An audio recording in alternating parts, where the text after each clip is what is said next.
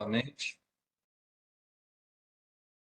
Sejam bem-vindos a mais um relatório do Becri, né? Uma live do relatório do Becri. Peço desculpa a vocês aí pela uma pequena demora no início, né, da nossa live. Eu comentei aqui mais cedo, mas eu acho que nem todos estavam presentes, que houve acho que um pequeno atraso, uma dificuldade lá no administrador na publicação do, do relatório do mês, né? Nós encaminhamos na sexta-feira, última sexta-feira, na semana passada, mas infelizmente a gente não conseguiu que o relatório fosse publicado, né, em tempo hábil, né? E ele foi publicado apenas agora às 18h02, né? Então a gente não pode conversar com os cotistas, né, sem uma ampla divulgação, né, tempestiva para todos os cotistas. Então é isso que aconteceu. Então a gente vai seguir com a live agora, tá? Bom, acho que teve um colega aqui que colocou que não está disponível o relatório no site da B3, mas já está, tá? A gente conferiu lá e tá. Por isso que a gente até está seguindo aqui com a live, né? Boa noite, Maurício. Tem algumas perguntas aqui, né? Mas deixa a gente seguir com o roteiro que a gente costuma fazer, que é dar uma passada geral no relatório e depois a gente esclarece essas dúvidas, né? Já vi que tem uma dúvida aqui a respeito do valor patrimonial do fundo que caiu, né? Só adiantando um pouco, né? A gente vai entrar em mais detalhes, né, ao longo do relatório, mas foi uma marcação a mercado dos ativos que estavam mais estressados, né?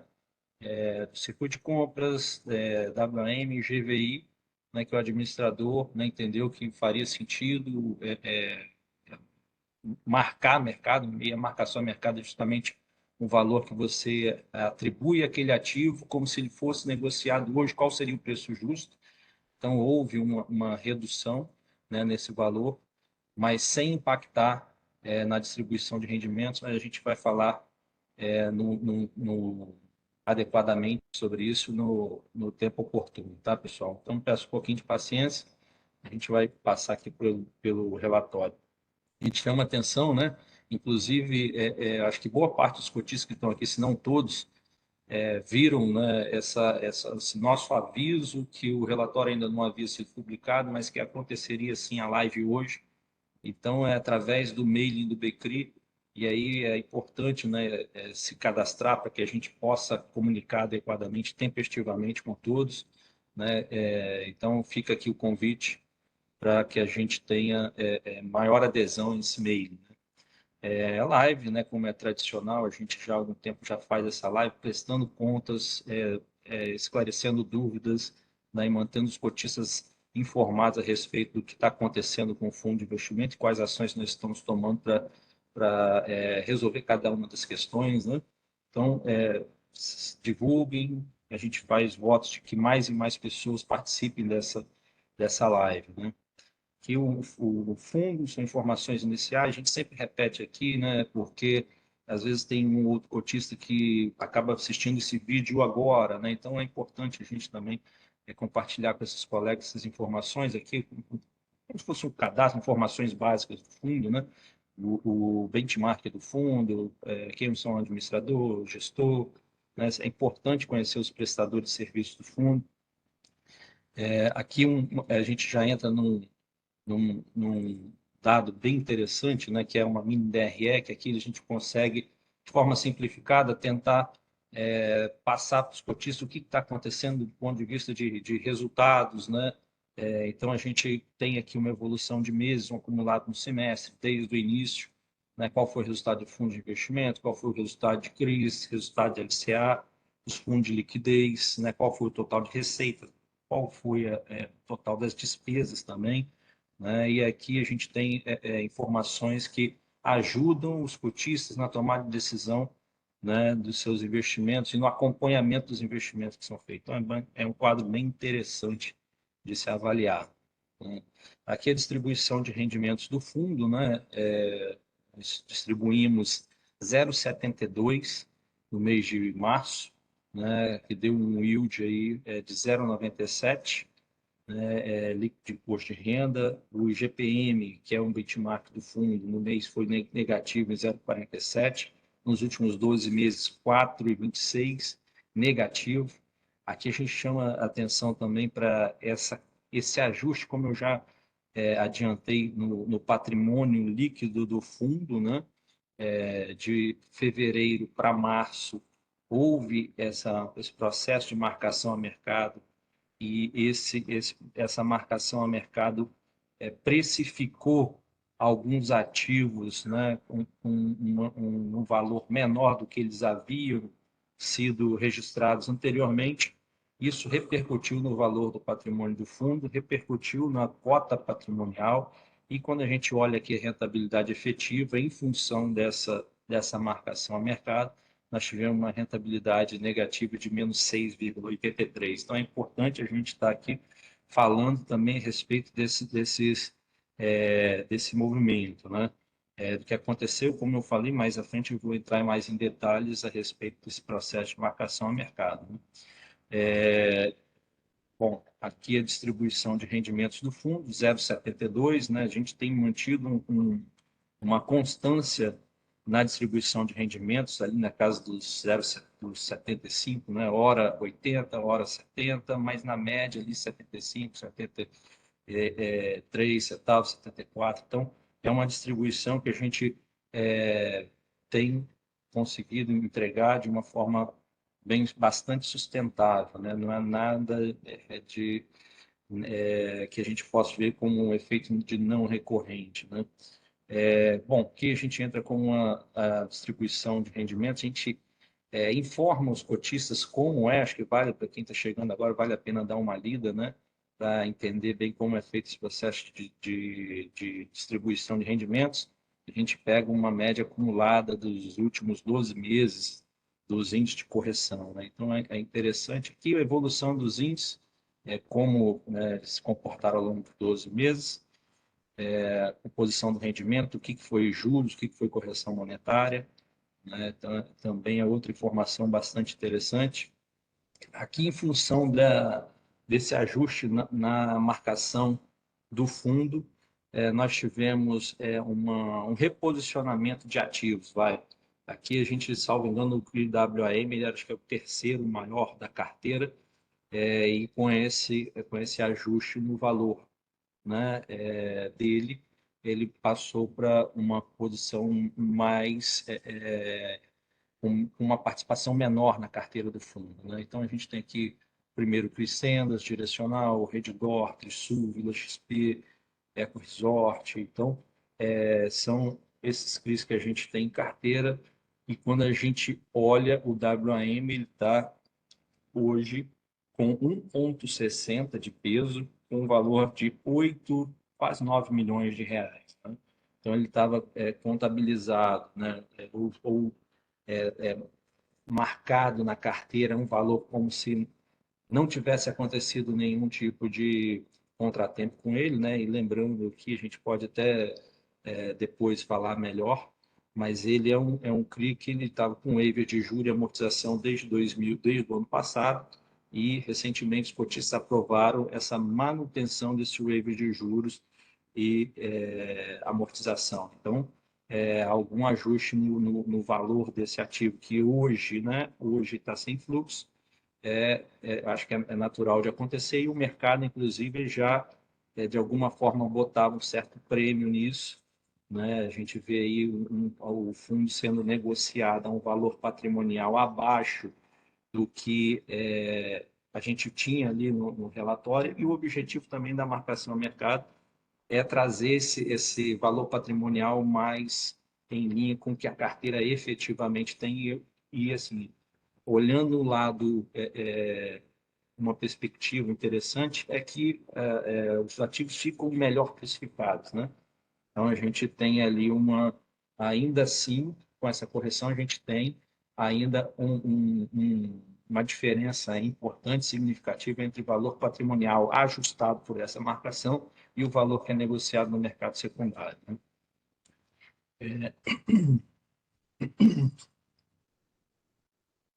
Aqui a gente tem também o CRI GVI, que passou por esse processo também.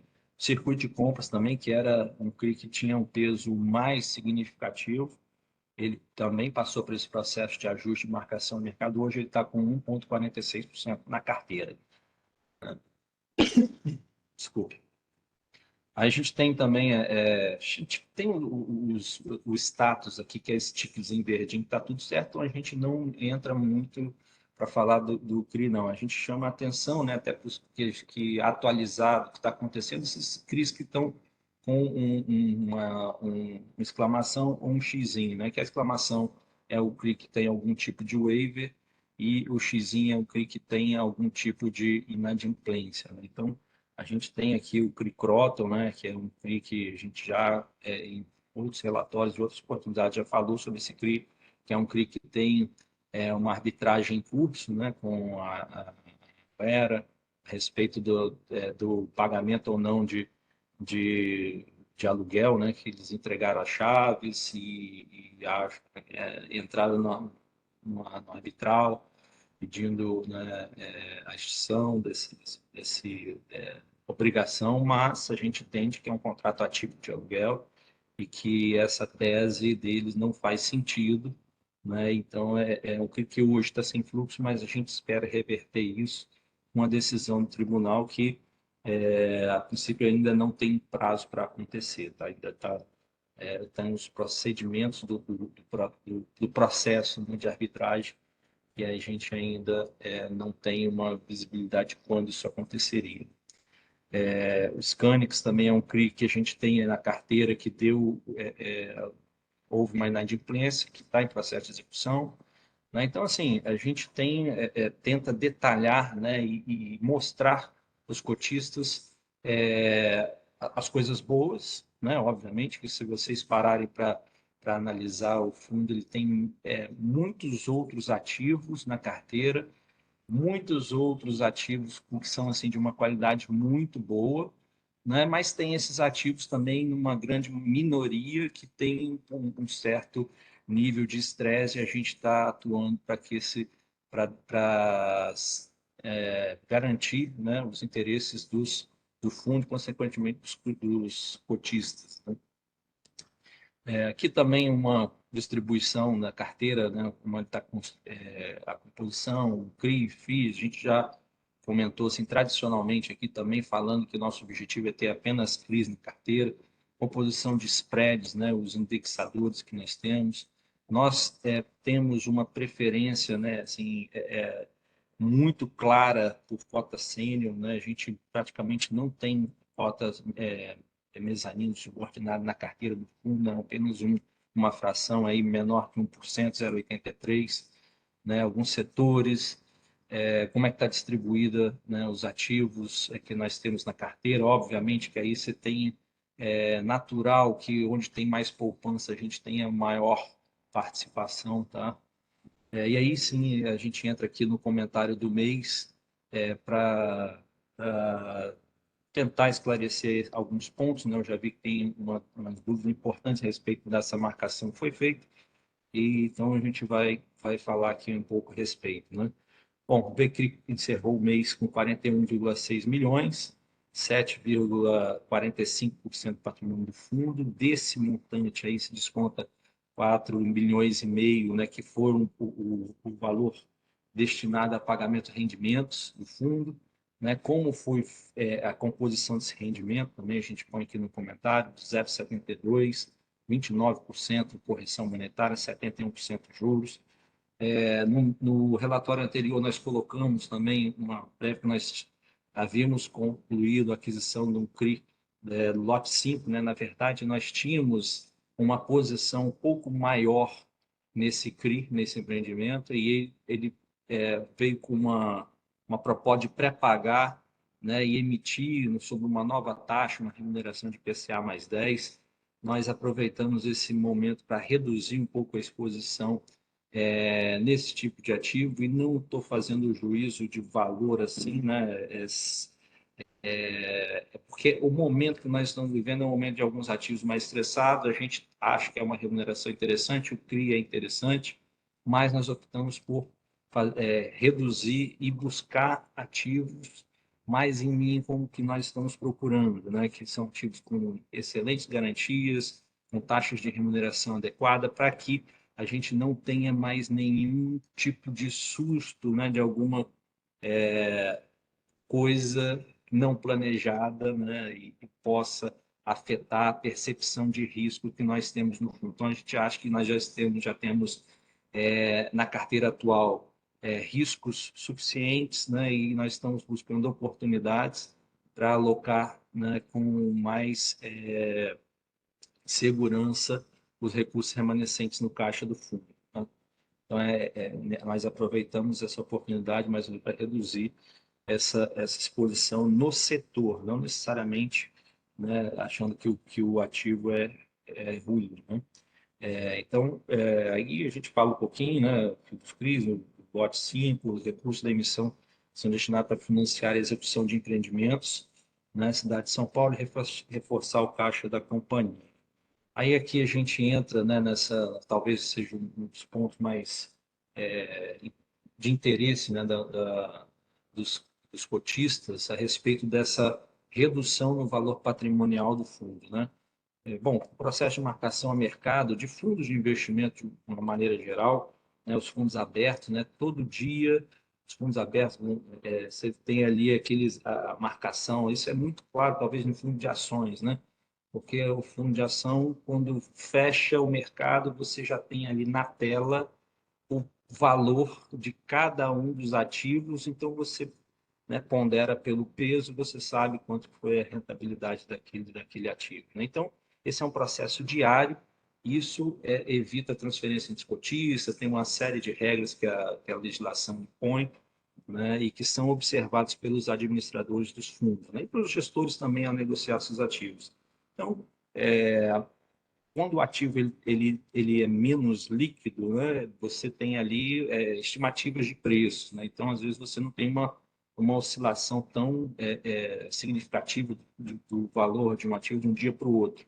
Mas, eventualmente, em determinados momentos, onde você tem ali uma situação que pode trazer algum tipo de impacto para o ativo, né? Esse processo de marcação a mercado, ele visa justamente fazer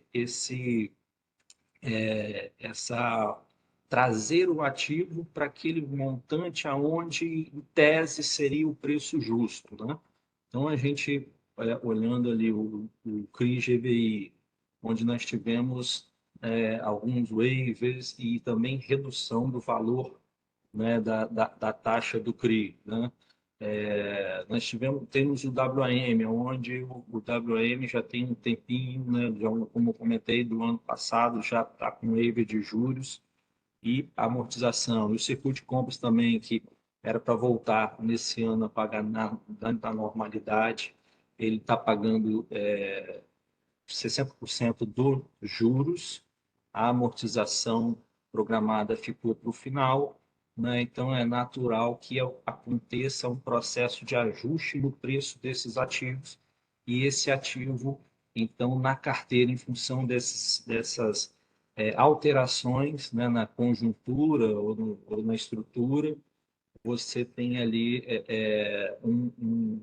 uma remarcação de preço. Esse ativo, por exemplo, ele não vale mais nesse momento aquilo que valia um tempo atrás. Então, há uma natural marcação de mercado.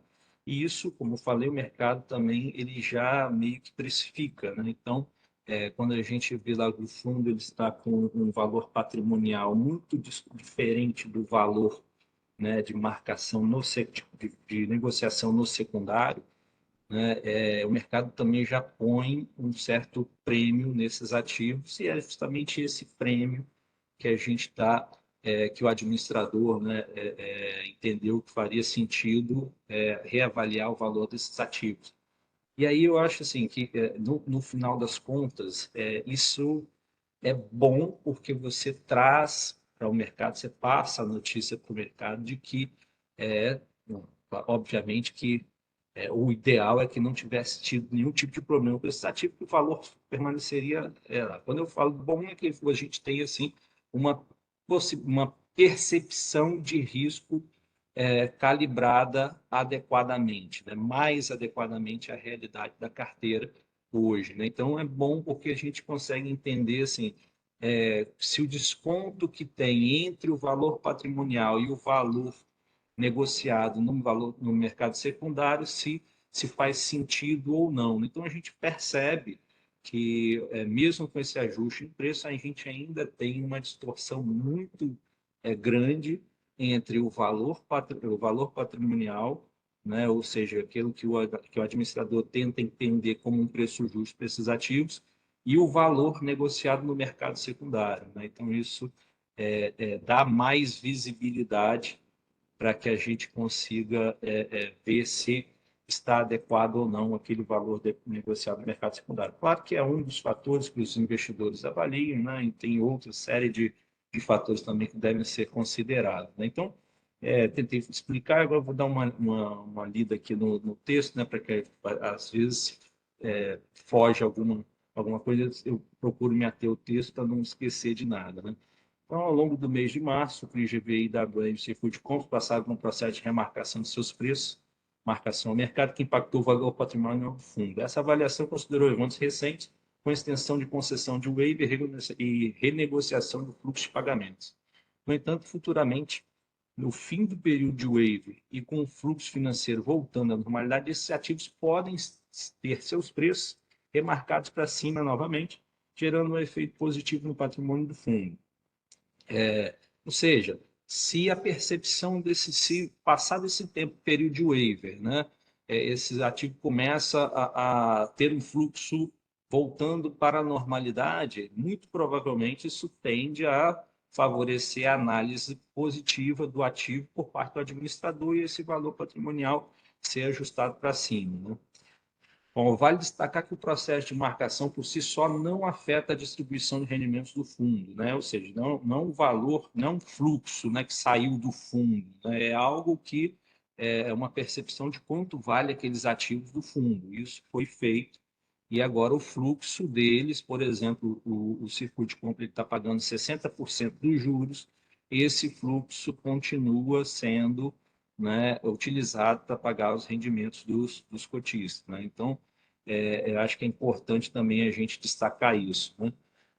E é importante também, como eu falei, é importante manter o valor dos ativos da carteira ajustado à realidade atual do mercado. Isso para evitar justamente essas distorções entre valor de mercado versus valor patrimonial, né? Então, a gente tenta ser o mais transparente possível, né? E colocar, acho que, todas as informações à disposição dos investidores. Bom, depois, se não ficou claro, a gente vai abrir para perguntas e respostas. Por favor, encaminhe suas perguntas, tá, pessoal?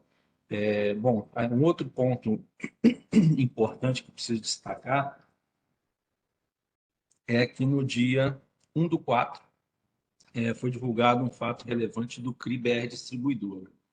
Esse é um ativo que a gente já falou um tempo, falava sempre, né, no relatório, mas como a gente não tinha muita informação a agregar, nós acabamos não comentando muito a respeito, mas está explícito nos relatórios passados, né, que a gente está no processo de arbitragem com a Vibra, né? A Vibra ela busca nesse processo a revisão do contrato ou extinção, né, desse aluguel, no pedido arbitral. Então, a gente teve também uma atualização, né, importante desse ativo, né, que na qual o imóvel, né, que é objeto do CRI, que tem lastro, né, para a operação, foi leiloado em função de um processo de execução, né, e foi arrematado pela própria Vibra, locatária do imóvel, né, pelo valor de 127 milhões, bem abaixo do valor, né, de avaliação, né? No dia 9/4, um fato relevante também, divulgado pela BAD, informou que uma notificação extrajudicial emitida pela Vibra, em que a locatária comunica entender que, diante do arremate do leilão, né, do imóvel em leilão, o contrato de aluguel atípico estaria extinto e que, por essa razão, deixará de pagar o aluguel a partir de maio de 2024. Bom, atualmente o fluxo desse ativo está vindo, mas como a Vibra se manifestou dessa forma, muito provavelmente, né, esse fluxo tende a não vir mais a partir de maio, né?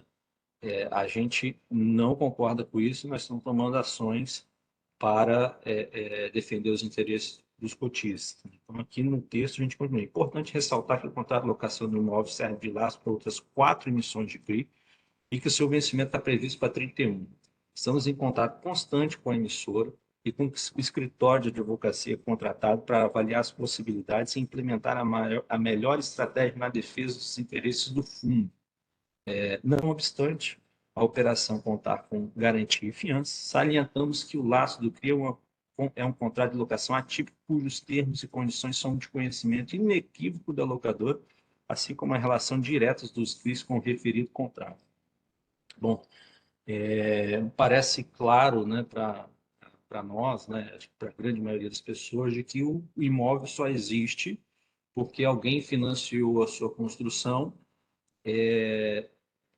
atendendo às especificações da locatária, que fez um contrato atípico de aluguel. Então, a gente está acompanhando com muita preocupação esse desenrolar dos acontecimentos, né? Como eu falei, nós temos um escritório de advocacia contratado, a estratégia está sendo discutida, e a gente não pode abrir estratégia justamente para não colocar em xeque as ações que nós estamos tomando. Mas nós estamos, sim, acompanhando com muita atenção e buscando as ações que possam garantir os interesses do fundo e, consequentemente, dos cotistas, né? Então, o que a gente tem de atualização é isso sobre esse CRI, né? Infelizmente, né, a posição da companhia parece ser mais, bom, menos propícia a dar continuidade ao fluxo de pagamentos, né? Então, a gente espera que no processo de arbitragem ainda em curso, né, que isso seja também revisitado, que a gente possa, no momento oportuno, trazer novas atualizações sobre esse processo. E aqui a gente termina esse relatório falando da tendência, né, de queda, né, que o IGPM caiu, o IPCA também caiu. Né? Claro que o mercado está ainda muito difícil, muito dinâmico, várias notícias acontecendo, né? Dólar, né, vocês estão acompanhando, o dólar acho que subiu, né, essas últimas semanas, isso tem uma possibilidade de impacto, o governo também com outras possibilidade de ajuste da meta fiscal, então isso tudo impacta, né? O mercado fica mais volátil, né? Como você não tem as expectativas tão ancoradas. Então, a gente está ainda vivendo um momento econômico de ajuste, de acomodação. Né? E não só aqui internamente, mas externamente também, taxas de juros subindo, geopolítica também contribuindo para essa volatilidade. Então, a gente está acompanhando de perto esse cenário, tá? Mas o que impacta diretamente a remuneração, né, dos FIIs, a gente tenta trazer aqui, porque é o fator de correção. Tá? Aqui, para finalizar, a gente sempre mantém esse quadro aqui de waivers, crítico waiver, inadimplente ou em renegociação, e a gente tem aqui um resuminho do que está acontecendo com cada um dos CRIs, tá? Tanto o circuito de compra, quanto o GVI, o Croton, o Scanix, o WAM, e se o Vibra realmente virar, né, uma inadimplência, a gente vai pontuar e colocá-la aqui, tá, pessoal? Então é isso. Eu vou parar aqui o compartilhamento e fico à disposição para esclarecimentos. uma das perguntas aqui, acho que você já respondeu, né? Não sei se algum cotista quiser que você repita, vou pedir para mandar aqui no chat, que é sobre a variação do valor patrimonial, né? Que já teve uma queda aí no valor patrimonial do fundo, você já respondeu. Uma outra pergunta que tinha aparecido é com relação à despesa, o aumento da despesa, que teve um aumento extraordinário da despesa, né, que vinha em torno de 350 mil a 400 e poucos mil mensal, né, e esse mês a gente teve uma despesa aqui maior, que foi 619 mil. Sim. E aí foi a questão da contratação do advogado, né, para o Croton aí. Basicamente foi isso o maior impacto, assim, que o item que maior impactou no aumento da despesa aqui nesse mês. Não sei se você acha que precisa comentar mais alguma coisa, mas Não, o é isso mesmo que tirador foi você isso. comentou. Você comentou, João, essa questão das custas, né? De, de, Uhum. de, do, da arbitragem, né? Que a gente está. Isso, isso. E aí tem esse custo, né? E no final das contas a gente espera ser ressarcido por estar na tese vencedora, né? Teve Tem uma mais outra um. pergunta aqui com relação até o que você já comentou, né, o que a gente colocou no relatório sobre o valor patrimonial ali, né, a pergunta aqui se futuramente as dívidas que estão com waiver, né, que os ativos que tiveram seu preço remarcado agora para baixo por conta dos waivers e da inadimplência, se futuramente pode voltar a ter marcação para cima, né? Sim, sim, não, há essa possibilidade, né? Assim, a percepção é que o ativo tem em determinado momento, né? Ele muda, né? E assim o mercado está constantemente reavaliando, né? E o administrador está atento a esse processo também de entender quais são as variáveis que influenciam diretamente na solidez daquele ativo e, eventualmente, né, se a gente tiver ali uma melhora, que a gente espera, né, uma melhora de fluxo desses ativos, a gente muito provavelmente tem sim uma remarcação para cima desse ativo. Agora, precisa de uma mudança um pouco nessa dinâmica que atualmente a gente tem de waivers, né?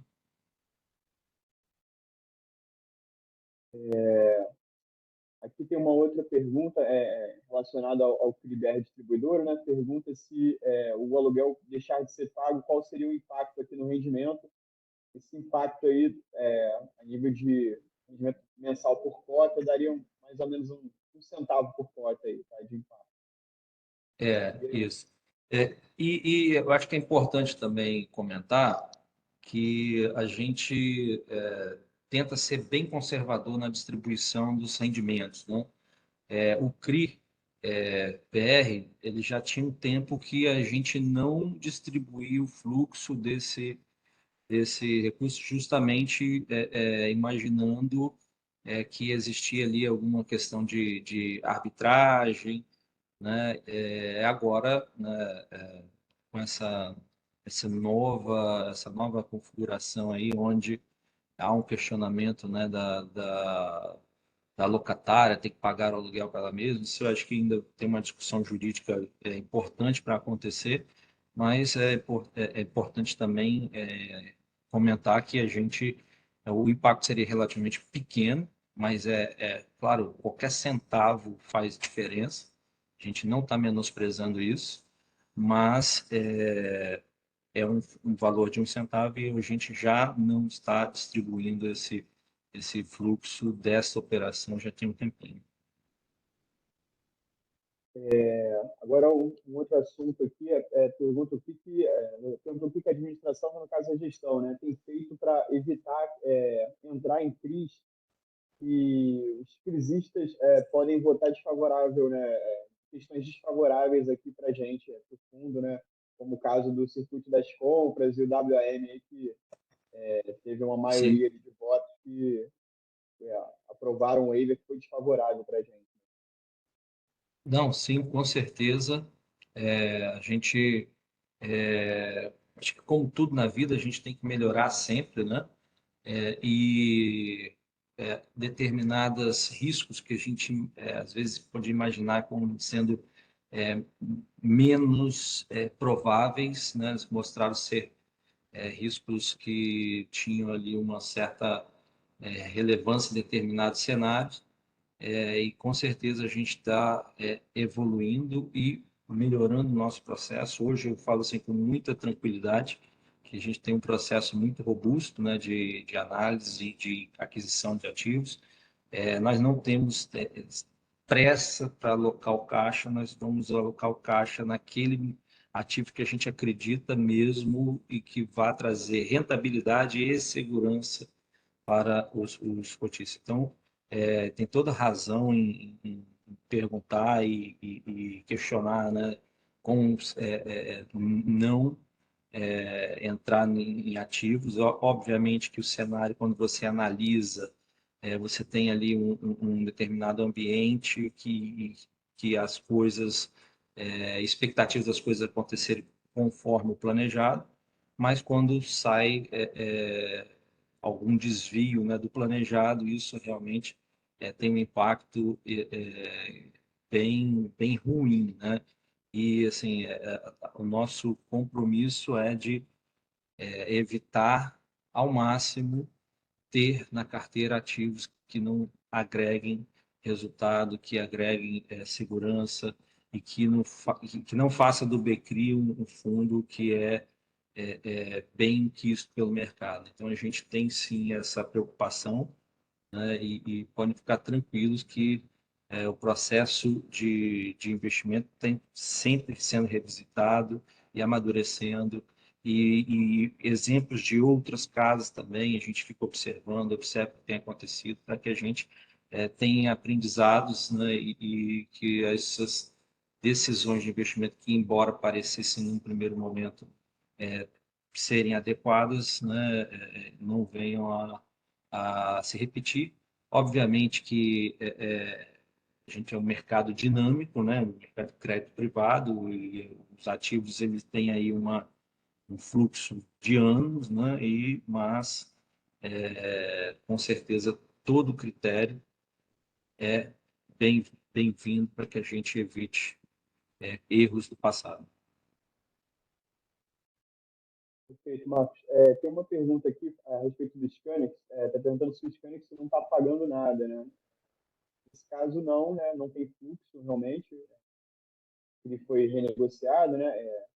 Foi decretado o vencimento, e aí não tem fluxo. Assim, em termos de rendimento, hoje, o rendimento que a gente distribui já não considera nada do Scanix, né? O que a gente vem a receber agora é a amortização do principal, né? Está tendo Sim. pagamento de juros. Não, o Scanix, a gente está em processo de execução judicial, né? E existem aí algumas questões que estão envolvidas, por exemplo, a construtora lá, ela está com uma certa dificuldade.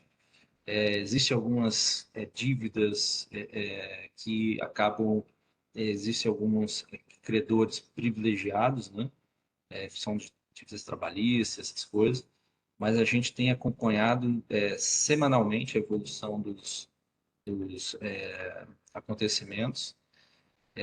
Obviamente que a gente gostaria já de ter uma solução, né, para trazer aqui uma notícia boa. A gente está, acho que pode ser que aconteça uma notícia boa nas próximas semanas, mas a gente está assim, com muita cautela, né, como sempre, né, acompanhando todo o processo, porque é um processo, né? Então depende ali de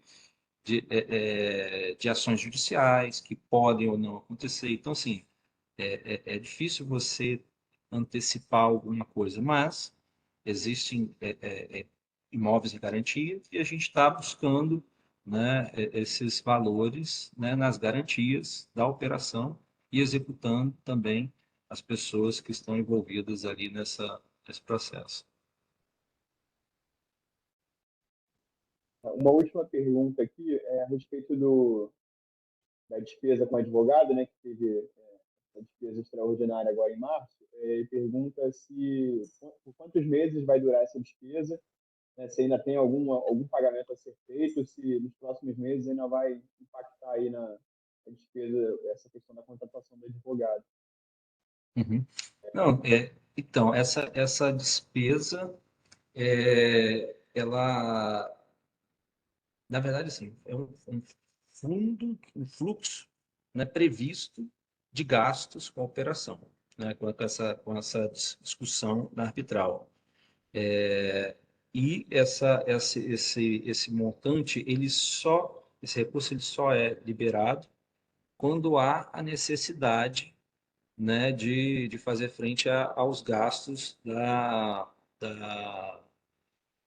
da disputa arbitral, né? Então, assim, no final das contas, nós tivemos ali um custo do ingresso na arbitragem, que isso não acontece com recorrência. Então, a expectativa podem acontecer novos desembolsos, talvez não nessa magnitude, ou é, é, é é difícil até de mensurar, né? Mas vai depender do andamento do processo, mas acredito que não vai ser recorrente, esse valor não vai ser recorrente, mas pode ser que aconteçam outras necessidades de capital, talvez nesse montante, próximo desse montante. Assim. Então, eu acho que, sim, tentando ser mais objetivo, não é um valor mensal que vai ser desembolsado, não mudou de patamar, né, as despesas do fundo, mas é algo pontual para necessário para ingressarmos na arbitragem e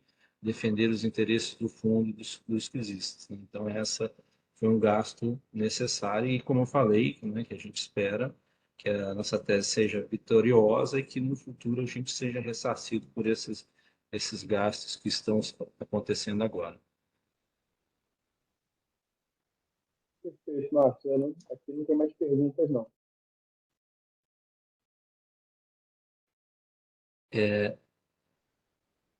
Bom, pessoal, então eu agradeço a participação de todos, tá? Perguntas que não foram respondidas podem ser encaminhadas para nós, tá? Aqui na gestão.tvm@banesp.com.br e a gente vai responder. Tá bom, pessoal? Agradeço a todos, muito obrigado por participarem da live e até a próxima.